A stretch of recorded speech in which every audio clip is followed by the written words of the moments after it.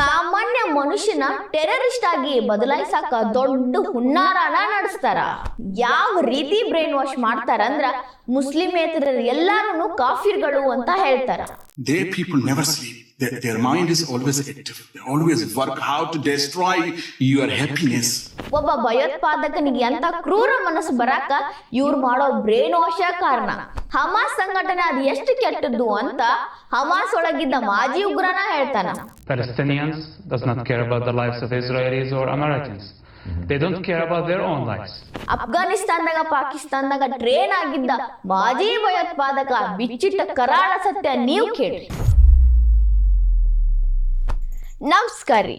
ಒಬ್ಬ ಸಾಮಾನ್ಯ ಮನುಷ್ಯ ಅವ ಮೂಲಭೂತವಾದಿ ಆಗ್ತಾನ, ಆಮೇಲೆ ಕ್ರಮೇಣವಾಗಿ ಭಯೋತ್ಪಾದಕ ಆಗ್ತಾನ. ಹಿಂಸೆ ಕೊಡೋದ್ರಾಗ ಅವನಿಗೆ ಭಾಳ ಖುಷಿ ಸಿಗ್ತೈತಿ. ಅವನ ಧರ್ಮದವ್ರು ಬಿಟ್ಟು ಅವನಿಗೆ ಬೇರೆ ಎಲ್ಲರೂ ಕಾಫಿರಗತ್ಲೆ ಕಾಣ್ತಾರೆ. ಕಾಫಿರರ್ ಅಂದ್ರೆ ಅವನ ವಿರೋಧಿ, ಅವನ ಶತ್ರು. ಹೆಂಗಾರೆ ಮಾಡಿ ಅವನ್ನ ಸಾಯಿಸ್ಬೇಕು, ಇಲ್ಲಾಂದ್ರೆ ಅವನ್ನ ತನ್ನ ಧರ್ಮಕ್ಕೆ ಮತಾಂತರ ಮಾಡ್ಕೊಬೇಕು. ಇದನ್ನ ಬಿಟ್ಟು ಅವನ ತಲೆಯಾಗ ಬೇರೆ ಯಾವ ಯೋಚನೆಗಳು ನಡೆಯಂಗಿಲ್ಲ. ಇದ್ರ ಜೊತೆಗೆ ಅವನಿಗೆ ಬದುಕಾಕತ್ತಾನ ಬರೀ ನೆಪ ಅಷ್ಟ. ಒಂದು ವೇಳೆ ಅವನೇರಾಗಿ ಸತ್ತ ಅಂದ್ರೆ ಸ್ವರ್ಗದಾಗ ಅವನ ಜೀವನ ಮತ್ತೊಮ್ಮೆ ಚಾಲು ಆಗ್ತೈತಿ. ಈ ರೀತಿ ಎಲ್ಲ ಆಲೋಚನೆಗಳನ್ನ ಇಟ್ಕೊಂಡು ಭಯೋತ್ಪಾದಕರಾಗ್ತಾರ, ಟೆರರಿಸ್ಟ್ಗಳಾಗ್ತಾರ. ಟೆರರಿಸ್ಟ್ ಆಗಬೇಕು ಅಂದ್ರೆ ಅವ್ರ ಬ್ರೈನ್ ವಾಶ್ ಯಾವ ರೀತಿ ಮಾಡಿರ್ತಾರಪ್ಪ ಅಂತಂದ್ರೆ ಅನ್ನಕ್ಕ ಬೇಕು, ಆ ರೀತಿ ಮಾಡಿರ್ತಾರ. ಮಾನವೀಯತೆಯನ್ನ ಮರಿಬೇಕು, ಒಬ್ಬ ಭಯೋತ್ಪಾದಕ ಆಗಬೇಕು ಅಂತಂದ್ರ. ಇನ್ನು ಟೆರರಿಸ್ಟ್ಗಳು ಹೆಂಗೆ ಉಟ್ಕೊಂತಾರ, ಇವ್ರ ಬ್ರೈನ್ ವಾಶ್ ಯಾವ ಮಟ್ಟಿಗೆ ನಡೆದಿರ್ತೈತಿ, ಟೆರರಿಸ್ಟ್ ಇನ್ನೊಬ್ಬ ಟೆರರಿಸ್ಟ್ನ ಯಾವ ರೀತಿ ಮೋಟಿವೇಟ್ ಮಾಡ್ತಾನ. ಒಂದು ಜೀವಕ್ಕೆ ಸಹಾಯ ಮಾಡೋದು ಬಿಡ್ರಿ, ಆ ಜೀವನ ಉಳಿನಬಾರ್ದು. ಅವ ನಕ್ರ ನನಗಾಗಂಗಿಲ್ಲ, ನಾ ನಗಬೇಕು ಅಂದ್ರೆ ಅವ ಅಳಬೇಕು ಅನ್ನೋ ಮನಸ್ಥಿತಿ ಐತಲ್ರಿ, ಇದು ಭಯೋತ್ಪಾದಕ ಮನಸ್ಥಿತಿ. ಹಿಂಗೆ ಭಯೋತ್ಪಾದಕರಾಗಿ ನಾವು ಮಾಡಿದ್ದೆಲ್ಲ ತಪ್ಪೈತಿ ಅಂತ ಅನ್ನಿಸಿ ಮನ ಪರಿವರ್ತನೆ ಆದ್ಮೇಲೆ ಒಬ್ಬ ಟೆರರಿಸ್ಟ್ ಮಾತಾಡ್ತಾನಲ್ಲ, ನಾ ಮಾಡಿದ್ದೆಲ್ಲ ತಪ್ಪು, ನನಗೆ ಹಿಂಗೆಲ್ಲ ಆಯ್ತು, ನನಗೆ ಆ ರೀತಿ ಬ್ರೈನ್ ವಾಶ್ ಆಗಿತ್ತು, ಅದೆಲ್ಲ ತಿಳ್ಕೊಂಡು ಅವ ಮತ್ತೆ ಮನುಷ್ಯ ಆಗ್ತಾನಲ್ಲ, ಅಂತ ಮನುಷ್ಯರು ಮಾತಾಡಕತ್ತಾರ. ಎಕ್ಸ್ ಟೆರರಿಸ್ಟ್ಗಳು ಭಾಳ ಮಂದಿ ಮಾತಾಡತ್ತಾರ. ನಾ ಮಾಡಿ ತಪ್ಪೈತಿ ಅಂತಾರ, ಕೆಲವೊಬ್ರು ಹಿಂಗೆ ಮಾಡಬಾರ್ದಾಗಿತ್ತು, ನನಗೆ ರಿಗ್ರೆಟ್ ಐತಿ ಅಂತಾರ. ಅಂಥವ್ರದ ಇಬ್ಬರು ಕತೆ ನಾನು ನಿಮಗೆ ಹೇಳ್ತೇನೆ. ಅವರಿಬ್ಬರು ಸ್ಫೋಟಕ ಮಾಹಿತಿ ಬಿಚ್ಚಿಟ್ಟಾರ. ಒಬ್ಬರು ಪಾಕಿಸ್ತಾನ ಅಫ್ಘಾನಿಸ್ತಾನ ಬಗ್ಗೆ ಆದ್ರೆ ಇನ್ನೊಬ್ಬರು ಹಮಾಸ್ ಬಗ್ಗೆ ಇಟ್ಟಾರ. ಅವ್ರ ಗುರಿ ಏನು, ಅವ್ರು ಏನಕ್ಕಾಗಿ ಕೆಲಸ ಮಾಡಕತ್ತಾರ, ಯಾರೆಲ್ಲ ಅವ್ರ ಬ್ರೈನ್ ವಾಶ್ ಮಾಡ್ತಾರ, ಇವರಿಬ್ಬರು ಭಯೋತ್ಪಾದಕರಾಗಕ ಏನೇನೆಲ್ಲ ಪ್ರಭಾವ ಬೀರ್ತು ಮತ್ತು ಭಯೋತ್ಪಾದಕತೆ ಬಿಡಾಕ ಏನೆಲ್ಲ ಇನ್ಸ್ಪೈರ್ ಮಾಡ್ತು ಅನ್ನೋದನ್ನ ಬಿಚ್ಚಿಟ್ಟಾರ. ಒಬ್ಬ ವೈಯಕ್ತಿಕವಾಗಿ ಭಯೋತ್ಪಾದಕತೆ ಒಳಗೆ ಬಿದ್ದವ, ಇನ್ನೊಬ್ಬ ಸಂಘಟನೆ ಕಟ್ಟಿದವನ ಮಗ. ಇವರಿಬ್ಬರು ಭಯೋತ್ಪಾದಕತೆ ತೊಡಕನ್ನ ಬಿಡಿಸ್ಕೊಂಡು ಹೆಂಗೆ ಬಂದರು ಅನ್ನೋದ್ರ ಬಗ್ಗೆ ಮಾತಾಡ್ತಾರ. ಪಾಕಿಸ್ತಾನ ಅಫ್ಘಾನಿಸ್ತಾನದೊಳಗೆ ಟ್ರೇನ್ ಆಗಿದಂಥ ಭಯೋತ್ಪಾದನೆ ಮಾಡಾಕ ಹೆಂಗೆ ಮೋಟಿವೇಟ್ ಮಾಡ್ತಾರ ಅನ್ನೋದನ್ನ ಹೇಳ್ತಾನೆ ಕೇಳ್ರಿ. I was indoctrinated in Pakistan. I was recruited by the terrorist organization. I was trained in Afghanistan from bullet to the grenade to the rocket launchers. And the aim was to kill as many non-Muslims, Hindu Zionists. That time was the 90s. ಕೇಳಿದ್ರಲ್ರಿ, 1990ರಾಗ ಇವರಿಗೆ training ಚಾಲು ಆಯ್ತು, ಭಯೋತ್ಪಾದಕ training. ಏನೇನೆಲ್ಲ ಕಲಿಸಿದ್ರು ಹೇಳಿದ್ರು ಅವರು. Granite ಬಾಂಬಿಂದ ಹಿಡಿದು shoot ಮಾಡೋದ್ರ ತನಕ ಎಲ್ಲ ರೀತಿಯ ಟ್ರೈನಿಂಗ್ನ ಕೊಟ್ರಂತಲ್ಲಿ. ಮಂದಿನ ಅಂಜಿಸೋದು, ಇವರು ಅಂಜಿಸೋದು, ಸಾಯಿಸೋದು, ಯಾವ ರೀತಿ ಇವರ ಬ್ರೈನ್ ವಾಶ್ ಆಗಿತ್ತು ಅಂತ ಅವ್ರು ಹೇಳಿದ್ರು. ಆಮೇಲೆ ಹೇಳ್ತಿದ್ರಂತ, ಮುಸ್ಲಿಮ್ರನ್ನ ಬಿಟ್ಟ ಬೇರೆ ಎಲ್ಲರೂ ಇವ್ರ ಕಣ್ಣಿಗೆ ಶತ್ರುಗಳಂತ, ಅವ್ರನ್ನ ಸಾಯಿ ಹೊಡಿಬೇಕು, ಅವ್ರನ್ನ ಕಂಡಲ್ಲಿ ಸಾಯಿಸ್ಬೇಕು ಅನ್ನೋ ಟ್ರೈನಿಂಗ್ ಕೊಡ್ತಾರಂತ. ಮುಸ್ಲಿಮೇತರನ್ನ ಸಾಯಿಸೋದ್ರ ಜೋಡಿ ಹಿಂದೂಗಳನ್ನ ನಿರ್ದಾಕ್ಷಣ್ಯವಾಗಿ ಸಾಯಿಸ್ರಿ ಅಂತ ಟ್ರೈನಿಂಗ್ ಕೊಟ್ಟಿದ್ರಂತ. ನೋಡ್ರಿ ಯಾವ ರೀತಿ ಬ್ರೈನ್ ವಾಶ್ ಮಾಡಿದ್ರು ಇವ್ರದ್ದು. ಇವ್ರ ಕೈಯಾಗ ಅದೆಷ್ಟು ಮಂದಿ ಸತ್ತಾರೋ ಗೊತ್ತಿಲ್ಲ, ಆದ್ರೆ ಅಟ್ಲೀಸ್ಟ್ ಈಗಾರ ಇವ್ರಿಗೆ ಅದ್ರ ಬಗ್ಗೆ ನಾಲೆಜ್ ಬಂದೈತಿ, ಇದನ್ನ ಮಾಡಿದೆಲ್ಲ ತಪ್ಪನ್ನೋ ಅರಿವಾಗೈತಿ. ಇದಷ್ಟೇ ಅಲ್ರಿ, ಮುಂದುವರೆದು ಇದಕ್ಕಿನ್ನ ದೊಡ್ಡ ಮಾಹಿತಿ ಕೊಡ್ತಾರ ಅವರು. ಅದನ್ನ ಕೇಳಿದ್ರೆ ನಿಮಗೆ ಶಾಕ್ ಆಗ್ತೈತಿ, ಕೇಳಿಸ್ಕೋರಿ. They don't sleep. They are more sharper than what you even think about it. I haven't gone through with this. I lived in Pakistan with them. I lived in Afghanistan with them. Their people never sleep.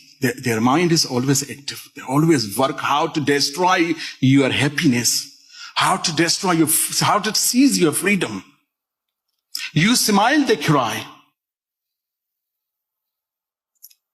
And if you hit them, they're more happy because this is what they want, martyr, isn't it?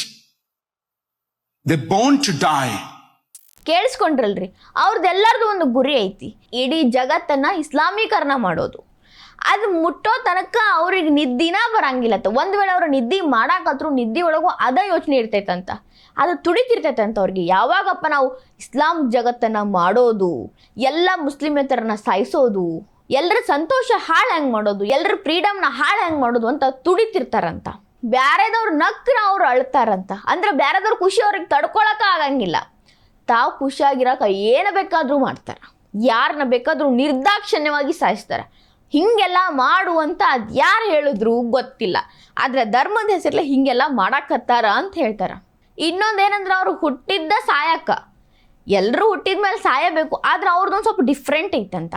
ಸಾಯ್ಬೇಕು ಅಂತ ನಾವು ಹುಟ್ಟಿರ್ತಾರ, ಸಾಯೋವರೆಗೂ ಏನು ಮಾಡ್ತಾರಲ್ಲ ಅದೆಲ್ಲ ಲೆಕ್ಕಿಲ್ಲಂತ. ಹೆಂಗೆ ಹುಟ್ರು, ಯಾಕೆ ಹುಟ್ರು, ಏನೇನು ಮಾಡಿದ್ರು, ಎಷ್ಟು ಪಾಪ ಮಾಡಿದ್ರು, ಸತ್ತ ಮೇಲೆ ಅವರು ಸ್ವರ್ಗಕ್ಕೆ ಹೋಗ್ತಾರಂತ, ಅಲ್ಲಿಂದ ಅವ್ರಿಗೆ ಹೊಸ ಜೀವನ ಸ್ಟಾರ್ಟ್ ಅಂತ.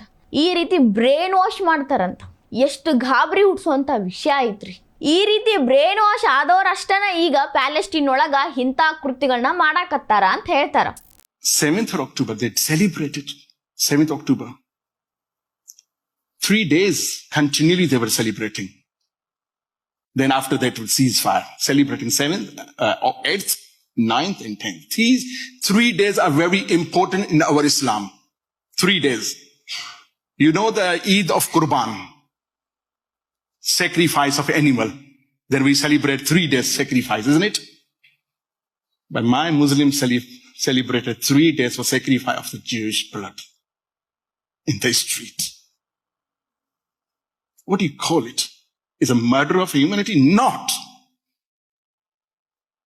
Murder is a very simple word. What have you done? They were murdering innocent people, children, women, in the name of Islam, in the name of Allah.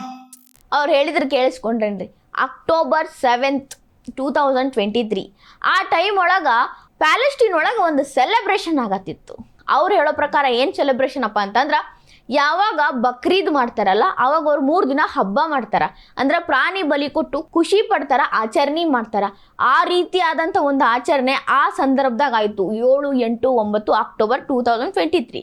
ಅದು ಯಾಕೆ ಆತಪ್ಪ ಅಂತಂದ್ರೆ, ಹಮಾಸ್ ಉಗ್ರ ಸಂಘಟನೆ, ಈಗೇನು ಪ್ಯಾಲೆಸ್ಟೀನ್ ಆಳಾಕತ್ತೈತಲ್ಲ, ಹಮಾಸ್ ಉಗ್ರ ಸಂಘಟನೆ ಅವರು ಇಸ್ರೇಲ್ನ 1800 ಮಂದಿನ ನಿರ್ದಾಕ್ಷಿಣ್ಯವಾಗಿ ಸಾಯಿಸಿದ್ರು. ರಕ್ತದ ಓಕಳಿ ಆಡಿದ್ರು. ಸಣ್ಣ ಮಕ್ಕಳನ್ನಿಲ್ಲ, ಹೆಣ್ಮಕ್ಳು ಅನ್ಲಿಲ್ಲ, ವೃದ್ಧರನ್ಲಿಲ್ಲ, ಸ್ಟೂಡೆಂಟ್ಸ್ ಅನ್ಲಿಲ್ಲ, ಏನೂ ನೋಡಲ್ದ ಸಾಯಿ ಹೊಡ್ತಿದ್ರು.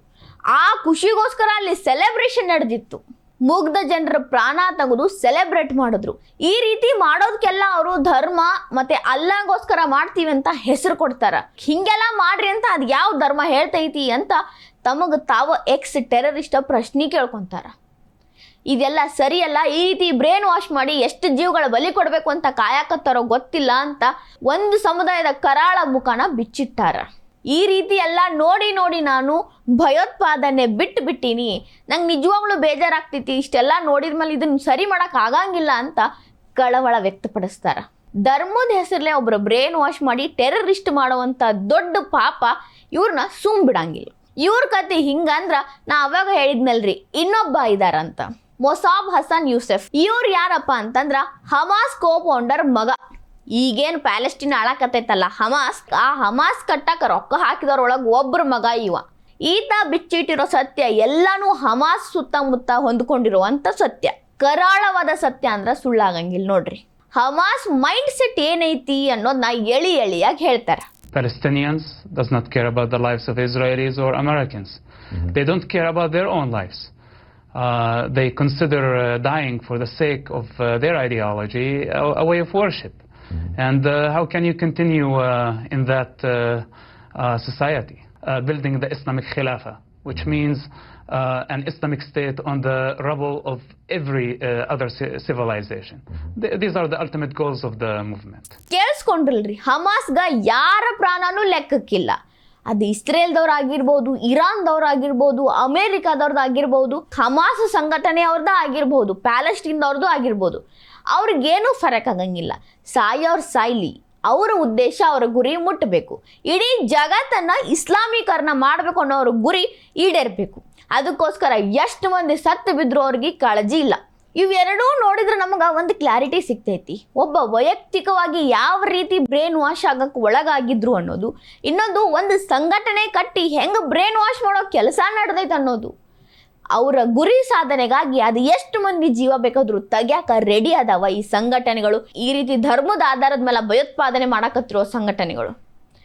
ಎಷ್ಟು ಡೇಂಜರ್ ಸಿಚುವೇಶನ್ದಾಗ ನಾವೆಲ್ಲ ಅದೀವಂತ ಈ ಎಕ್ಸ್ ಭಯೋತ್ಪಾದಕರು ನಮಗೆ ಹೇಳಿಕೊಟ್ಟಾರ, ತಿಳಿಸ್ಕೊಟ್ಟಾರ. ಅದ್ರ ಜೋಡಿ ನಮಗೆ ಎಚ್ಚರಿಕೆ ಗಂಟೆನೂ ಕೊಟ್ಟಾರ.